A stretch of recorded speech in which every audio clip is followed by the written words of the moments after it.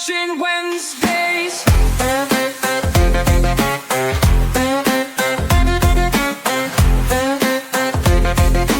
What we're watching Wednesdays.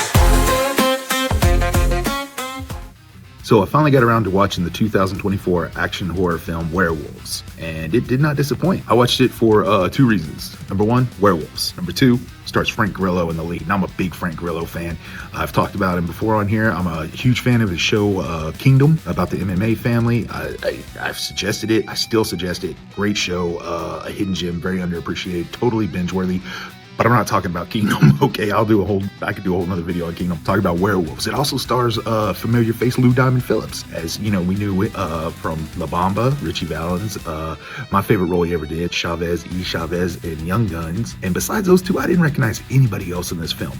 The director, Stephen Miller, don't know any of his work. So, but again, I had enough reasons for Frank Grillo and Werewolves. You know, this movie was kind of a throwback. And first off, I'm gonna say it was well produced, well acted, but it's a serious throwback, in my opinion, to action movies of the late 80s, early 90s. Yeah, now there's definitely some plot holes in it, and in the story, you just got to suspend disbelief. You're a little more for a typical werewolf movie. Just go with it and have fun. If you're not into that, then this movie's not for you, and that's okay. Nobody will make you watch it. But it's been kind of pitched as The Purge meets Werewolves, which Frank Grillo is in some Purge films, so that's a little on the nose, but.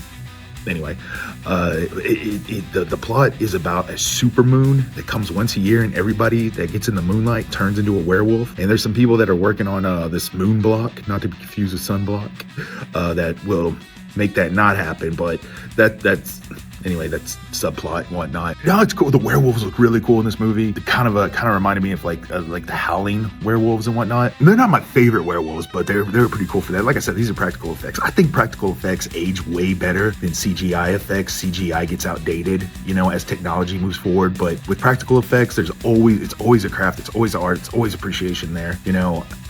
So yeah. Anyway, so if you like those kind of movies, you like explosions and shooting and gore and freaking cool stuff in werewolves, especially if you like werewolves. Yeah, I totally suggest this film.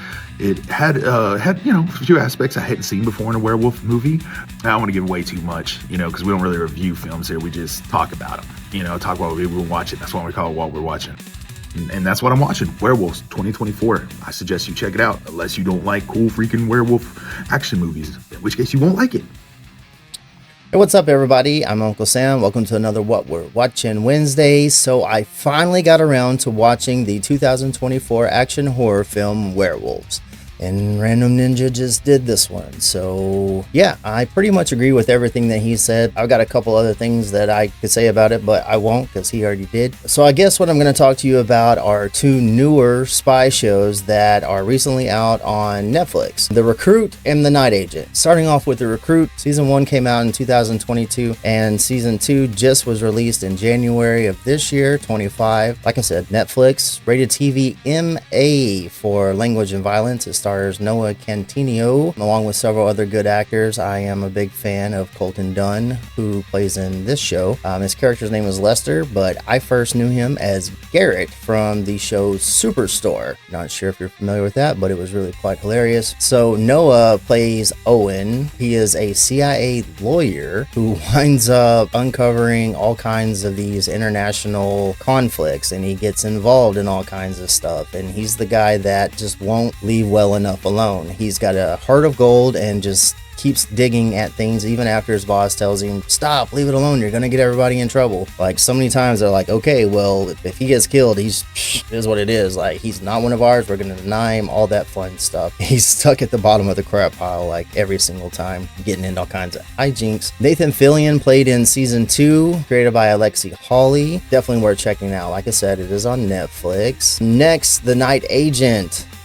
Also rated TVMA for language, violence, and some sexuality, some sensational scenes, folks. Yeah, lots of gunplay in this one. Also, season 2 came out in 2023, and its newest season just came out in January of 25. So I like back to back those whenever they came out. So yeah, they've been out for a couple months. It was pretty cool. Gabriel Basso stars in it, playing Peter Sutherland, and he is a low-level FBI agent who is working in the basement of the White House, watching a phone that never rings. Like, that's his job. He goes in, waits for this phone to ring, and day after day it just doesn't ring. And then finally, you guessed it, one day it rings. Whoa. So he gets thrust into the world of the night agents, like for real, for real. This is a section of the FBI that technically doesn't exist. It's like some totally off the books type deal, like super deep undercover things. He meets Rose, and that's when the action really begins. That's when all of the fun starts. That's when all the conspiracies just go nuts, man. They start at the bottom and they work their way all the way to the tippy top. The second season, you see Peter get a little bit darker because of things that have happened at the end of the first season and things that are going on at the beginning of the second season. So I really enjoyed that. Like I said, Netflix. Gabriel Basso was also on an episode of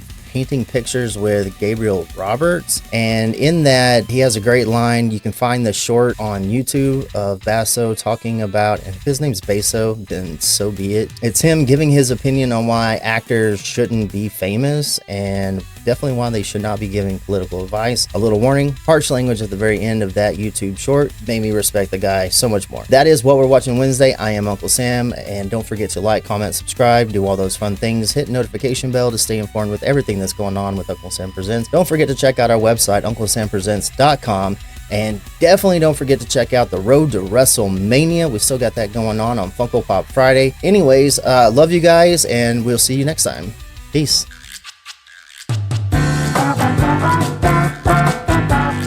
What we're watching Wednesdays. Copyright 2025 Unkle Sam Presents. UNKLESamPresents.com. Email us at iamunklesam@gmail.com. Spotify, YouTube, Rumble, Facebook, Instagram, and Twitter. Email us if you wish to be a sponsor. Check out the rest of our videos at UnkleSamPresents.com.